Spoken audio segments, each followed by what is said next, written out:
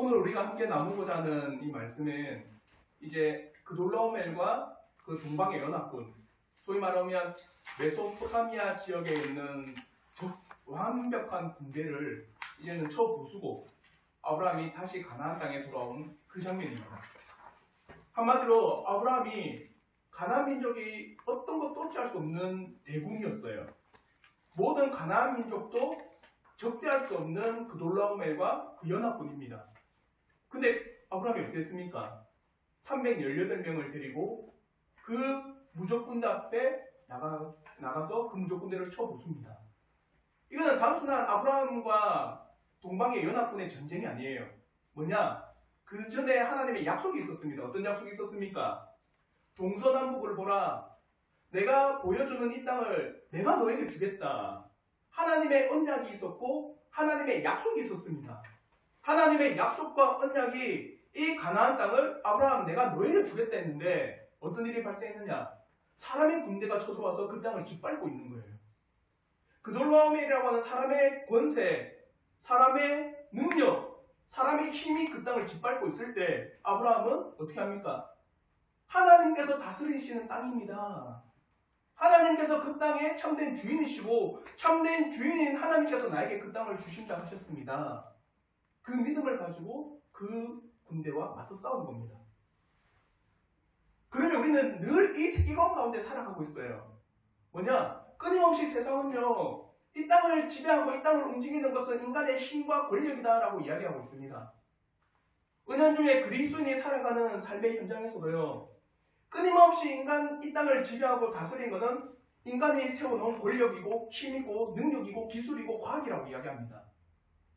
근데 오늘날 그리스도인이 가져야 될 위대한 사상은 뭐냐? 아니다. 이 땅을 다스리는 것은 누구라는 겁니까? 하나님입니다. 사람의 힘과 권력이 다스리는 것이 아니라 하나님께서 이 땅을 다스리고 계신다라고 하는 이 세계관 가운데 늘 사셔야 됩니다. 아브라함은 그 세계관 가운데 분연히 일어나서 그돌라오멜과 그 연합군을 맞서 싸운 겁니다. 그런데 어떻게 했냐? 승리했어요. 가나안의 모든 민족도 대적하지 못한 그돌라오멜과 그 연합군과 대적해서 승리했습니다. 아브라함은 이제 어떤 위치입니까? 가나안에서 짱이에요, 짱. 일진이고 짱입니다. 이제는 가나안 지역에서도 아브라함을 함부로 이제 할 수 없는 상황이 되어버린 거예요.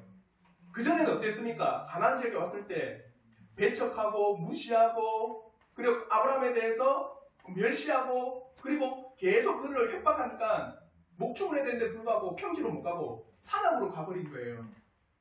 가나안 지역에서 철저하게 무시를 당한 아브라함인데 이제는 멸시당했던 아브라함이 그돌라오멜을 쳐부수고 가나안의 개선장군으로 입성한 겁니다. 확연히 달라져 버린 거예요. 그러면 오늘 이 장면에서 두 왕이 아브라함을 영접해요. 이것도요, 우리에게 시사한 바가 엄청 큽니다. 첫째는 소돔왕. 소돔왕은 가나안 지역의 왕입니다. 그리고 두 번째 왕은 살렘왕 멜기세덱. 우리가 살렘왕 멜기세덱은 잘 알듯이 누굽니까? 하나님의 위대한 제사장이라고 합니다. 하나님을 섬기는 자예요. 소돔왕은 누굴까요? 세상의 왕입니다. 살렘왕은 하나님을 섬기는 제사장이에요. 두 세계관이 또 충돌하고 있는 겁니다. 그 오늘 이야기를 하고 있는 거예요, 우리에게. 그래서 소돔왕을 만났을 때 아브라함에게 시사하는 바, 그리고 살렘왕 멜기세덱을 만났을 때 아브라함이 시사하는 바가 우리에게 다른 거예요. 그래서 오늘 이 두 가지에 대해서 우리가 한번 나누도록 하겠습니다. 첫째, 소돔왕과의 만남입니다. 한번 생각해 보십시오. 이전까지는 아브라함에 대해서 가나안 민족들이 어떻게 되어 있습니까? 무시했어요. 맞죠? 멸시했습니다. 배척했습니다. 어디 굴러온 박힌 돌을 빼자면서 새로 들어온 그 가나안 땅에 정착하지 못하도록 합니다. 산악지로 쫓겨났어요. 자신들의 생활에는 크게 위험이 안 될 것 같지만 훗날 위험이 될 수 있는 존재이기 때문에 아브라함을 멀리했습니다. 근데 이제 상황이 완전히 바뀌어버렸어요. 가나안 지역의 민족들이 전부 패하고 멸망을 맞이할 뻔한 그 그돌라오멜을 무찌른 게 아브라함이 됐어요. 그러니까 17절 한번 보십시오. 오늘 읽었던 창세기 14장 17절에 이렇게 말씀합니다. 아브라함이 그돌라오멜과 그와 함께한 왕들을 쳐부수고 돌아올 때 이제 개선장으로 입성할 때 가나안에 소돔왕이 사회 골짜기 곧 왕의 골짜기로 나와 그를 영접하였다. 어찌 보면 당연한 거겠죠. 맞죠? 자기의 지역을 다 깡그리 짓밟고 있는 그돌라오멜을 아브라함이 이겼으니까 당연히 이제 소돔 왕이 나와서 그를 영접합니다. 근데 이 영접하다라는 단어가 참 재밌는 단어입니다. 영접하다, 리크라토라는 단어인데 이제 자기 편으로 인정한다는 뜻이 있어요. 그러면은 그전에는 어떤 거 있었습니까? 내 편이 아니었다. 그러니까 영접하지 않는 거예요. 근데 이제는 놀라운 힘이 있고 그 권세가 능력이 있으니까 아브라함을 내 편으로 인정한다는 의미. 또 주인이 뛰어나가 손님을 반갑게 맞이할 때 요사는 것. 그래서 초대한다, 축하한다, 찬양한다는 의미가 있는 겁니다. 즉 소돔 왕은 아브라함을 이제 자기 편으로 인정하고 그를 초대하고 축하하고 받아들이고 있는 겁니다. 아브라함을 이전에는 별것 아닌 존재로 무시해왔고 배척해 왔는데 이제는 시선이 완전히 달라져 버린 거예요. 가나안 저민족이 결코 대항할 수 없었던 강력한 군대를 그것도 민족이 아닌 318명을 데리고 물려버리니까 아브라함은 그 지역에서 제일 강력하고 가장 큰 도움이 될 만한 사람이라고 여깁니다. 그러니까 21절에 이렇게 말합니다. 창세기 14장 21절의 말씀 우리 한번 다 같이 한번 읽어보도록 하겠습니다. 창세기 14장 21절 말씀 다시 읽겠습니다. 시작. 소돔 왕이 아브라함에게 이르되 사람은 내게 보내고 물품은 네가 가지라. 이거예요. 이제 빼앗겼던 걸 다 찾아왔습니다. 소돔 지역에서 빼앗겼던 것을 다 찾아왔어요. 그리고 소돔 왕이 맞이합니다. 그리고 아브라함이 말해요. 사람은 내게 보내라. 그러나 물품은 당신이 가지십시오. 이거 우리 거지만 당신이 해라. 이런 의미겠죠. 근데 아브라함이 받았을까요? 안 받았을까요? 안 받았어요. 그게 뭐냐? 22절 23절에 이렇게 말씀합니다. 아브라함이 소돔 왕에게 이르되 천지의 주제이시오 지극히 높으신 하나님 여호와께 내가 손을 들어 맹세하노니. 한마디로 내가 손을 들어 하나님 앞에 맹세한다. 내가 아브라함으로 지부하게 하였다 할까 하여 내게 속한 것은 실 한 오라기도 들매끈 한 가닥도 내가 가지지 않겠다. 한마디로 뭡니까? 뭔가 정말 감사하다. 우리를 도와줘서 정말 고맙다. 정말 당신 안에서 우리는 죽을 뻔했다. 그러니까 이것을 당신이 가지길 바란다. 이런 의미가 아니라 어떤 의미가 있는 거예요? 내가 아브라함에게 이렇게 물건을 가지게 해서 그가 또 부자가 된 거 아니냐. 내 소돔왕인 내가 아브라함에게 이 모든 것을 줬기 때문에 아브라함은 그 모든 부를 또 쌓을 수 있었지 않냐라고 말을 할까봐 아브라함은 그 모든 재물을 받지 않은 겁니다. 그래서 이런 거일 수 있습니다. 혹시 이 영화 보셨는지 모르겠지만 영화의 대사 이런 대사 있죠. 너희 서장 어디 삽니까? 남청동 살제. 어제도 너희 서장하고 내 밥 먹고 목욕도 하고 너희 서장하고 이런저런 일도 했다. 무슨 의미예요? 진짜 배가 고파서 남천동에 서장하고 밥 먹은 거예요? 아니면 몸이 찌뿌둥해서 그냥 한번 서장하고 목욕하면 해야지. 이런 의미가 있습니까? 아니에요. 난 이런 사람이야. 너희 서장하고 나는 이렇게 많은 것을 누렸고 너희 서장이 나를 통해서 누리지 않았느냐. 너희 서장이 내가 목욕도 보내주고 먹을 것도 사주고 이러니까 너희 서장도 그렇게 내 때문에 누렸다. 지금 그거예요. 소돔 왕이 세상 왕입니다. 그래서 아브라함에게 야 아브라함도 나를 통해서 누린 거야. 아브라함도 나를 통해서 그 부를 또 쌓을 수 있었던 거야. 이렇게 말을 할까? 아브라함은 그 재물을 받지 않은 겁니다. 이건 시상가가 너무 커요. 사랑하는 성도 여러분, 이런 소돔 왕의 모습은요 끊임없이 세상이 우리에게 시사하는 말입니다. 끊임없이 뭐라 합니까? 세상은 너희들을 부하게 한다는 거예요. 세상은 끊임없이 세상이 우리를 부유하게 한다. 세상이 우리를 세워준다. 세상이 우리를 어떻게 해요? 살아갈 수 있게 만들어준다라고 이야기하고 있는 겁니다. 실제로 그래요. 또한 오늘날 우리 그리스도인들도 뭐라 합니까? 사람들을 향한 신뢰와 확신을 가지고 있어요. 근데 오늘 성경에서는 이야기하는 게 뭡니까? 사람들의 신뢰를 가지지 마라. 사람들을 확신하지 마라. 이 땅에서 잘 나간다고 하는 사람, 이 땅에서 그래도 높은 권력 가운데 있다고 하는 인생, 이런 인생을 의지하고 사람의 높은 권력 앞에 어떻게 하면 한 발 더 붙어 있을까? 저 사람하고 조금 친분이 있으면 좋겠다. 그러면 참으로 이런저런 일을 하기에도 좋을 건데 많은 사람들이 생각하는 이거예요. 오늘 보십시오. 6월 1일 날 다 투표하실 거죠?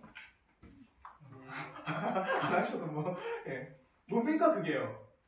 그 사람을 국회의원을 내 옆에 데려와서 홍보하고 이 사람이 나에게 큰 힘이고 이 사람이 나에게 큰 능력이고 이 사람이 나에게 위대한 업적을 쌓아줄 수 있는 그런 사람이다. 한마디로 세상 끊임없이 이야기합니다. 세상의 권력 앞에 너희들이 한 발을 가지고 있는 것도 좋지 않냐. 그러면 이사야 2장 22절은요 이렇게 말씀합니다. 너희는 인생을 의지하지 말라. 그의 호흡은 코에 있나니 새말 가치가 어디 있느냐. 인생을 의지하지 말랍니다. 여기서 의지하다라는 말이 히들루라는 히브리어입니다. 어떤 뜻이냐? 사람이 해결할 수 있다는 것을 완전히 멈추라. 이런 뜻이 있어요. 한마디로 의지한다는 건 사람이 해결할 수 있다. 그거 외에는 방법이 없다라는 것이 의지한다는 거예요. 한마디로 사람이 해결할 수 있다라고 하는 그 사실을 너희가 버릴 때 누가 해결할 수 있다는 거예요? 하나님이 해결할 수 있음을 너희가 알아가는 거예요. 그럼 많은 사람들이 이런 질문을 해요. 그럼 목사님, 우리는 사람의 도움을 받으면 안 됩니까? 사람의 도움을 받지 말라는 게 아닙니다. 이런 생각을 버리셔야 된다는 거예요. 뭐냐? 사람의 도움이 아니면 안 된다는 생각. 그걸 버리셔야 돼요. 저거 하면 안 되는데, 저거 아니면 나는 결코 망하고 쓰러지고 넘어지고 나는 어찌할 수 없는데 저 사람이 나를 도와줘야 되는데 저 사람이 가지고 있는 것이 나를 이끌어줘야 되는데 그러지 않으면 나는 살 수 없는데 이 생각을 버리라는 거예요. 정말 저 사람이 도와줘야 우리가 할 수 있는 것이다. 저 사람이 도와주지 않으면 결코 우리는 할 수 없는 노릇 아닌가라고 하는 이 세상적 사고를 우리는 버리셔야 됩니다. 그러면 시편 146편 3절은 이렇게 말씀합니다. 귀인들을 의지하지 말며 도울 힘이 없는 인생도 의지하지 말지니. 여기서 귀인, 바느디비임이라는 뜻인데 희망을 걸다, 신뢰하다, 확실하다는, 한마디로 뛰어난 능력을 가지고 있는 사람에게 우리는 많은 희망을 걸고 있어요. 어떤 우리에게 말로서 좋은 희망을 주고 또 신뢰할 만한 사람들에게는 놀라운 확신을 가지고 있습니다. 아니라고 못할걸요. 왜요? 오늘 많은 2030 세대를 한번 보십시오. 저 사람이 투자의 귀재다. 재테크의 귀재다. 이런저런 귀재라고 하면서 어떻게 했습니까? 그 사람이 하는 말은 우리가 무조건 신뢰하고 투자를 해요. 저 사람이 말하니까 우리가 확신한다. 저 사람이 말하니까 우리는 신뢰해가지고 희망을 가질 수 있다. 그러면서 수많은 투자와 열렬한 강의도 하고 인생 역전의 이야기를 합니다. 그러면 많은 사람들이 나도 저 사람 말들을 듣고 저 사람의 말을 신뢰하여 확신하고 행하면 나도 저 사람처럼 인생 어떻게 해요? 펼 수 있겠구나. 그러면서 너도 나도 뛰어들고 있습니다. 그런데 사랑하는 성도 여러분, 시대는 누구 앞에 있을까요? 하나님 앞에 있습니다. 코로나를 어떻게 누가 알았을까요? 이제 2년 뒤에 코로나가 오겠다. 아무도 예측 못한 겁니다. 시대 앞에 하나님이 있습니다. 시대는요, 하나님 가운데 있는 겁니다. 하나님의 손 안에 모든 시대가 있는 거예요. 우리 인생들과 아무리 뛰어난 사람, 뛰어난 재능을 가지고 있어도 시대는 바꾸지 못합니다. 아무리 능력이 뛰어난 사람이 그 작은 사계절 바꿀 수 있을까요? 아무리 과학기술이 발달해도 사계절 변화 바꿀 수 있습니까? 절대 못 바꿉니다. 누구 앞에 있어요? 하나님 앞에 있어요. 근데 이 세상은 뭐라고 합니까? 이 세상은 뭐라고 해요? 세상은 인생의 순환이 있다고 합니다. 우리는요, 끊임없이 이 생각을 가지셔야 돼요. 하나님께서 나를 도우시고 하나님께서 길을 여시면 우리가 이것저것을 해나가며 나아가는 것이다. 어떻게 저 사람이 우리에게 큰 힘이 될 건데 저 사람 좀 우리가 잘 거슬려서 이래저래 도움을 받아야 되지 않겠는가? 저 사람이 아니면 우리가 할 수 없다. 이 세상에 뛰어난 것도 우리가 받아들이지 않으면 우리가 설 수 없는 거 아니냐? 버리십시오. 하나님만이 우리의 인생의 주권자가 되십니다. 이걸 가지셔야 돼요. 이것은요, 또 우리의 구원에 대해서도 많은 시사하는 바가 있습니다. 오늘날 세상은요, 인생이 구원이라고 여깁니다. 과학기술이 구원이라고 여겨요. 사람이 사는 세상은 이 땅의 수많은 기술과 과학과 사상과 이 세상의 놀라운 뛰어난 업적들이 변한다고 합니다. 그러나 결코 달라요. 이 땅을 구원할 수 있는 건 오직 누굽니까? 하나님밖에 없습니다. 근데 그리스도인이 그렇게 또한 삶으로서 말하고 있습니다. 어떻게 해요? 자신의 구원을 자신에게 보고 있어요. 자신이 행하고 있는 수많은 경건의 의무에 집중하여 자신을 평가합니다. 그러면 다르게 말해서 이런 신앙의 의무에 대해서 흔들리고 신앙의 의무를 행하지 않고 그저 그런 생활을 하고 있다면 우리의 구원은 흔들려버려요. 한마디로 이렇게 이야기합니다. 내가 주일날 예배를 잘 참석하고 내가 하나님 헌금도 잘하고 내가 새벽기도도 열심히 하고 내가 수요일날 빠지지 않고 또 교회 행사가 있고 교회 일 있으면은 내가 온 힘을 다해서 다 바쳐서 내 모든 에너지를 다 써서 시간을 다 써서 그걸 다 했다. 그래 나는 어찌 보면 구원받은 자 아니냐. 그렇게 우리를 평가해요. 구원을요. 근데 다르게 생각하면 주일날 예배도 한 번씩 빠지고 새벽기도는 전혀 안 하고 헌금도 안 하고 신앙의 의무를 좀 열심히 안 해요. 그럼 그 사람에게는 구원에 대해서 어떻게 할까요? 확신을 가질까요? 흔들릴까요? 100% 흔들립니다. 나에게 구원을 적용하는 순간에는요, 내가 해나가는 의무에 내 구원을 세우는 순간에 모든 것이 사상무방이 되거든요. 사랑하는 성도 여러분, 구원은 내 자신에게 비출 수 있지만 내 자신이 근거가 될 수 없어요. 오직 구원의 근거는 누굽니까? 예수밖에 없습니다. 예수께서 우리의 죄를 사하시기 위해서 십자가를 지셨다. 예수께서 우리의 죄의 값을 갚기 위해서 3일 만에 부활하셨다. 예수께서 그 십자가와 그 부활을 통해서 우리의 구원을 이루셨다가 근간이 돼야 돼요. 그래야 절대 흔들리지 않습니다. 근데 그 외에 다른 것, 내 신앙의 의무를 구원의 근간으로 삼고 그걸로 내 구원을 평가하게 되면 100% 흔들립니다.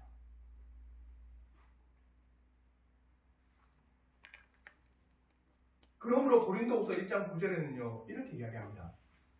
우리는 우리 자신이 사형 선고를 받은 줄 알았으니 이는 우리로 자기를 의지하지 말고 오직 죽은 자를 다시 살리시는 하나님만 의지하게 하심이라. 이게 우리의 믿음이 돼야 돼요. 우리를 의지하지 마십시오. 내 자신의 능력, 내 자신의 가능성 아니요. 우리가 전적으로 의지하고 신뢰하는 것은 하나님입니다. 그게 우리에게 있으셔야 돼요.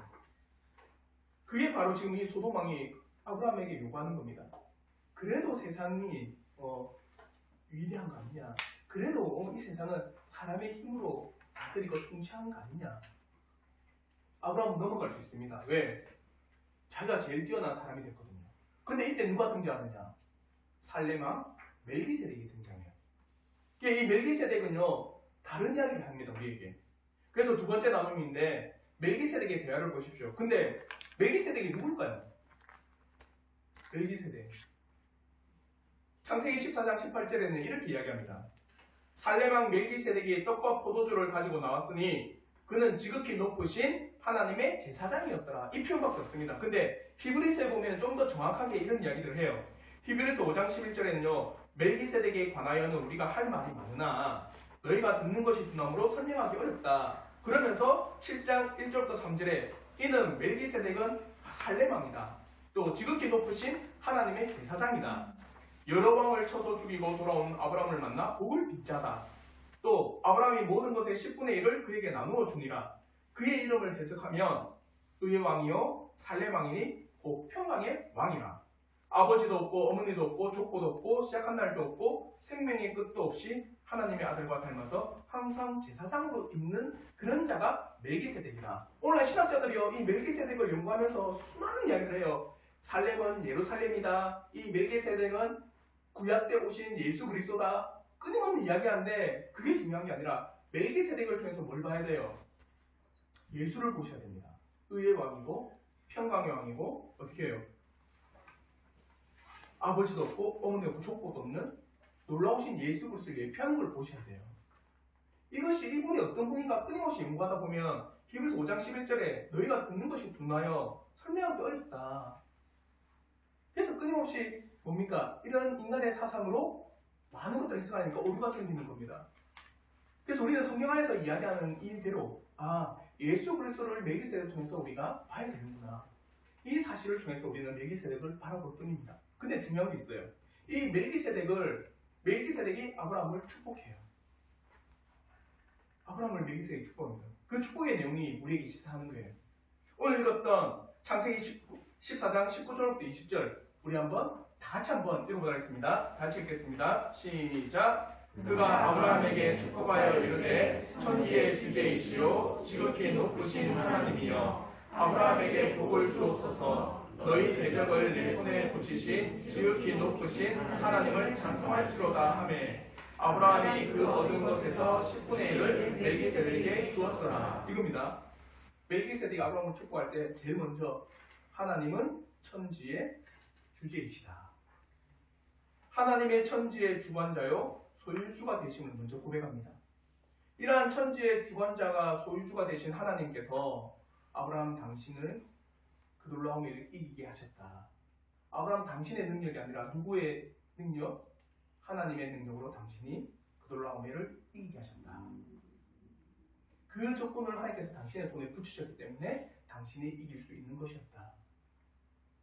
이런 고백을 하자마자 아브라함이 어떻게 했습니까? 자신이 가지고 있는 것의 10분의 1을 멜기세덱에게 드렸더라. 무슨 의미가 있을까요? 한마디로 맞습니다. 천지의 주제는 하나님입니다. 하나님만이 주권자요 소유주가 되십니다. 지금 내가 이렇게 승리하였고 많은 재물이 있지만 이것조차도 누구 거라는 거예요? 하나님의 것입니다. 그런데 10분의 1을 뗐다라는 건 뭡니까? 그 의미를 담고 드린 거예요. 오늘날 많은 교회가 이렇게 이야기합니다. 11조 하는 것이 우리 신앙의 의무다. 11조 해야 된다. 우리 교회는 합니까? 안 합니까? 안 합니다. 맞죠? 그럼 우리는 신앙의 의무 안 하는 걸까요? 중요한 건 그거예요. 우리가 헌상을 하고 때로는 하나님 앞에 헌금을 할 때 그 의미가 뭐냐는 거예요. 여러분이 하나님 앞에 헌상을 드리는 의미가 무엇입니까? 내 모든 것은 하나님의 것입니다 라는 의미를 담고 하는 겁니다. 10분의 1을 해야지만 그런 의미가 있고 10분의 1을 안 하면 그런 의미가 없느냐? 아니에요. 여러분이 하는 모든 헌상은 그 의미를 담고 있으셔야 돼요. 내 인생을 주관하는 분은 하나님이십니다. 나에게 이것 또한 허락하는 것도 하나님이십니다. 나에게 이런 것도 더하신 것도 천지의 주제가 되시는 하나님이십니다. 아브라함은 그 믿음을 가지고 그 믿음의 표현을 한 게 10분의 1 떼서 드린 거예요. 아시겠죠? 사랑하는 성도 여러분, 그러므로 주님께서도 우리에게 이렇게 이야기를 하시는 거예요. 마태복음 23장 23절의 말씀입니다. 화 있을진저 외식하는 서기관들과 바리새인들이여 너희가 박하와 회향과 근처의 11조는 드리되 율법에 더 중한 바 정의와 긍휼과 믿음은 버렸도다. 그러나 이것도 행하고 저것도 버리지 말아야 할지니라. 주님께서 화가 있다는 거예요. 어떤 화요? 단지 의식적인 11조를 드렸던 그 바리새인들에게 화가 있다는 겁니다. 정말 중요한 의미를 뺐다는 거예요. 어떤 의미요?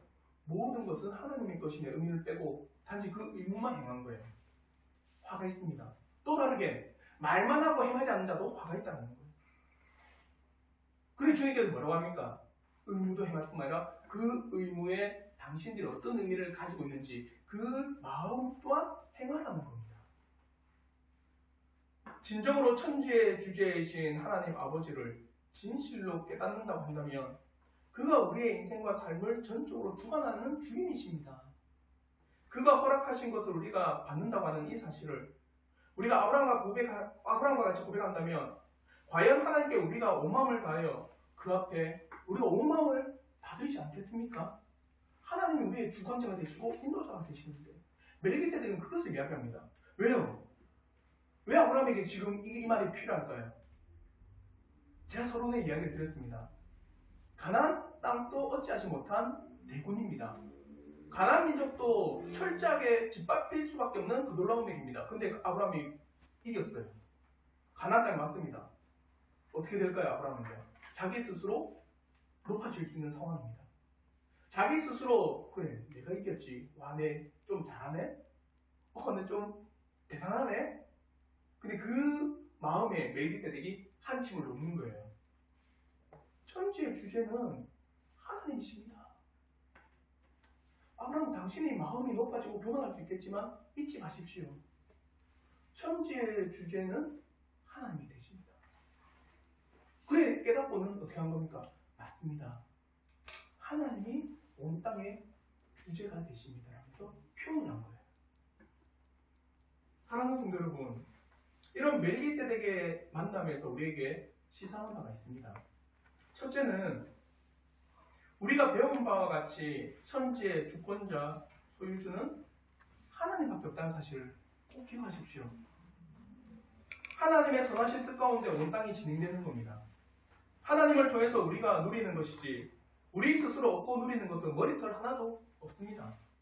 그러므로 우리가 잘 알고 있는 마태복음 10장 29절부터 30절 말씀에 이렇게 말씀합니다. 우리 한번 마태복음 10장 29절부터 30절 말씀 우리 한번 다 같이 읽겠습니다. 시작! 참새 두 마리가 한 앗사리온에 팔리지 않느냐? 그러나 너희 아버지께서 허락하지 아니하시면 그 하나도 땅에 떨어지지 아니하리라. 너희에게는 머리털까지 다 세신 바 되었나니. 정말 이걸 아멘으로 고백할 수 있습니까? 하나님의 명령이 아니면 참새 한 마리도 땅에 떨어지지 않습니다. 하나님이 허락하셔야지만 그 일들이 일어납니다. 천지의 주제는 하나님이십니다. 이 고백 정말 진심을 다해 고백할 수 있습니까? 저는 이 고백이 우리에게 있길 바라요. 천지의 주제이신 하나님 안다면 결코 우리는 이 땅에서 우리의 소유를 주장할 수 있는 것 어떤 것도 없습니다. 여러분의 건강? 여러분이 가지고 있는 이 땅에서 누리고 있는 것? 여러분이 지금 있는 가정? 하나님이 허락하신 거예요. 하나님이 주인으로서 우리에게 허락하신 겁니다.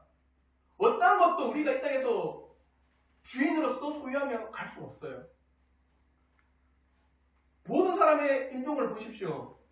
그가 들고 갈 수 있는 게 뭐가 있습니까? 자기 육신밖에 없어요. 이 땅에서는요, 우리의 것을 주장할 것 아무것도 없습니다. 눈에 보이는 재화이든 눈에 보이지 않는 비재화이든 모든 것이 하나님의 것입니다라는 고백이 우리의 고백이 되기를 저는 진심으로 바랍니다. 그러므로 야고보서 1장 17절에는요 이렇게 이야기합니다. 온갖 좋은 은사와 온전한 선물이 다 위로부터 빛들의 아버지께로부터 내려왔나니. 자, 여러분에게 주신 은사들, 때로는 여러분이 똑똑한 지식을 가질 수 있어요. 그것도 하나님께 주신 겁니다. 또요, 여러분이 지금 누리고 있는 선물들, 선물이라 표현합니다. 자녀도, 가정도, 직장도, 건강도, 여러분이 가지고 있는 재화도, 비재화도 선물이에요.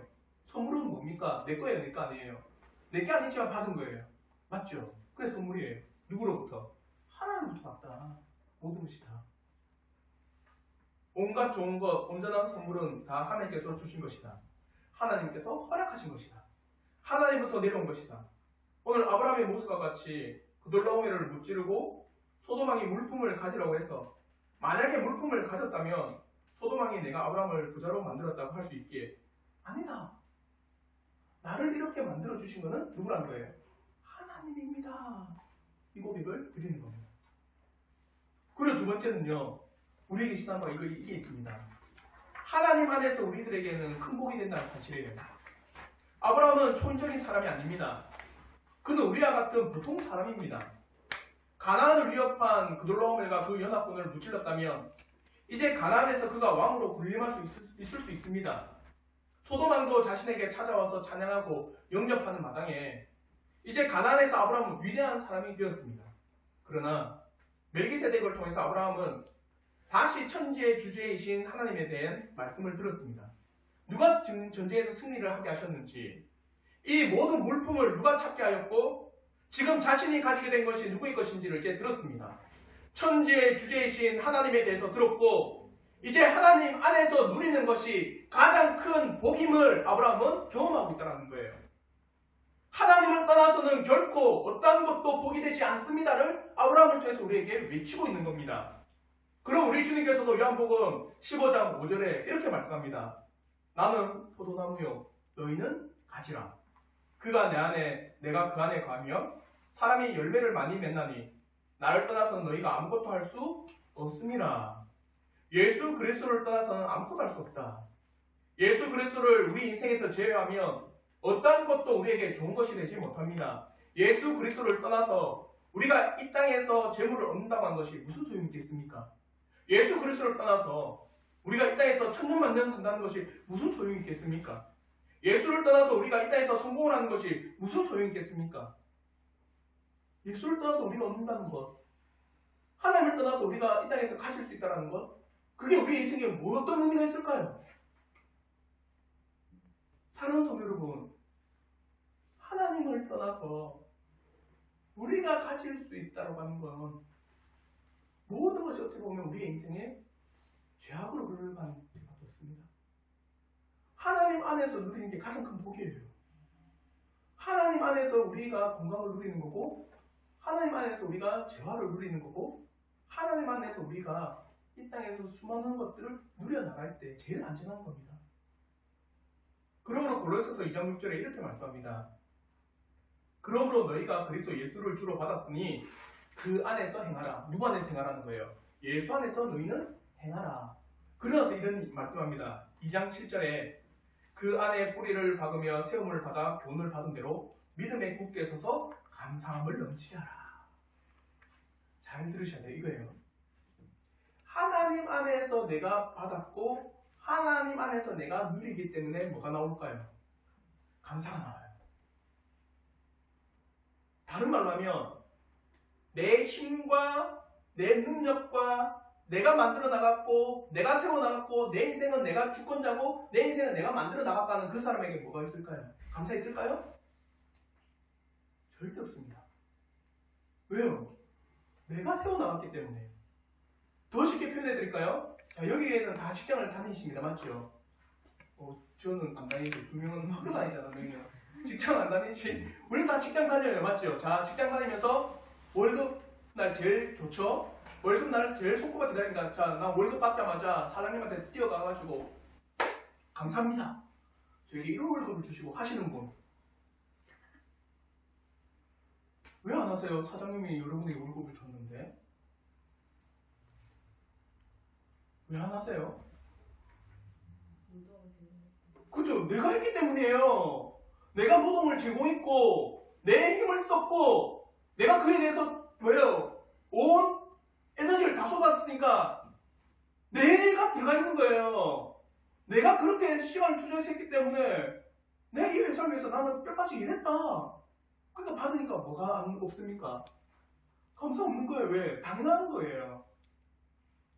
하나님 밖에서 누리면요 이런 일이 발생해요. 근데 하나님 안에서는요, 하나님이 나에게 주셨습니다. 하나님이 나에게 선물로 허락하셨습니다. 하나님이 나에게 모든 것을 제공한 천지의 주제이십니다. 그러니까 당연히 나온 게 뭘까요? 감사가 나와요. 엄청난 차이가 있습니다. 지금 소돔왕과 살레망 그돌람, 그 살레망 멜기세 이걸 이야기하고 있는 거예요. 세상이 너를 주관하고 있느냐? 아니다. 하나님이 너를 주관하고 있느냐? 맞습니다. 사랑하는 성도 여러분, 여러분을 주관하는 이가 누구라고 생각하십니까? 자, 여러분의 삶과 인생을 정말 철저하게 인도하는 이가 누구라고 생각하십니까? 소돔왕과 같이 세상인가요? 아니면 살레망 멜기세덱과 같이 하나님이 천지의 주제가 되신다는 그 고백인 거예요. 일주일 동안에 이제 여러분에게 삶이 주어져 있습니다. 오늘 예배가 마친 후에 일주일 동안 삶을 살아갑니다. 그 삶 가운데 이건 치열한 전쟁입니다. 세상은 끊임없이 그 이야기를 하고 있어요. 세상을 주관하는 것은 인생들이다. 세상을 주관하는 것은 사람들이다. 그리스도인은 끊임없이 그걸 주장합니다. 뭘? 세상을 주관하는 건 하나님이십니다. 세상을 주관하는 건 천지의 주제 되신 여호와 하나님이십니다. 이것을 끊임없이 그리스도인은 주장하셔야 돼요. 일주일 동안 삶이 여러분에게 있습니다. 저는 여러분에게 이 고백이 있기를 저는 진심으로 바랍니다. 하나님이 천지의 주제이십니다. 하나님 안에서 누리는 것이 가장 복된 겁니다. 하나님께서 나에게 모든 것을 허락하시는 유일하신 주권자가 되십니다. 이 믿음의 고백이 우리 모든 성도들의 고백이 되기를 주님의 이름으로 축원합니다. 기도하겠습니다.